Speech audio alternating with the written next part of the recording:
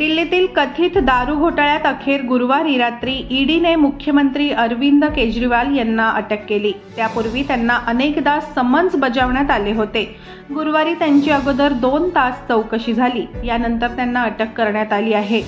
यापूर्वी ईडीने त्यांचे सहकारी आणि उपमुख्यमंत्री मनीष सिसोदिया यांना अटक केली होती। ही त्यानंतरची सर्वात मोठी कारवाई मानण्यात येत आहे। या कारवाईनंतर आम आदमी पक्षाच्या कार्यकर्त्यांनी अनेक ठिकाणी जोरदार प्रदर्शन केले।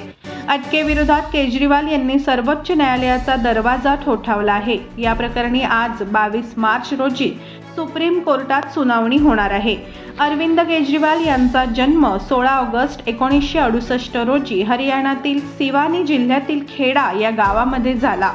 गोविंद राम आणि गीता देवी हे त्यांचे आईवडील। त्यांचे वडील एक इलेक्ट्रिकल इंजिनियर होते।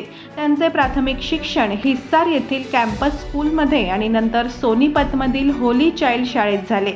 ते 1985 मध्ये IIT JEE परीक्षा उत्तीर्ण झाले। मेकॅनिकल इंजिनिअरिंगमध्ये त्यांनी IIT खडगपूर येथून पदवी घेतली आहे। 1989 मध्ये केजरीवाल जमशेदपूर येथे टाटा स्टीलमध्ये रुजू झाले। 1992 मध्ये प्रशासकीय सेवा परीक्षेसाठी त्यांनी टाटा स्टीलला राम ठोकला होता।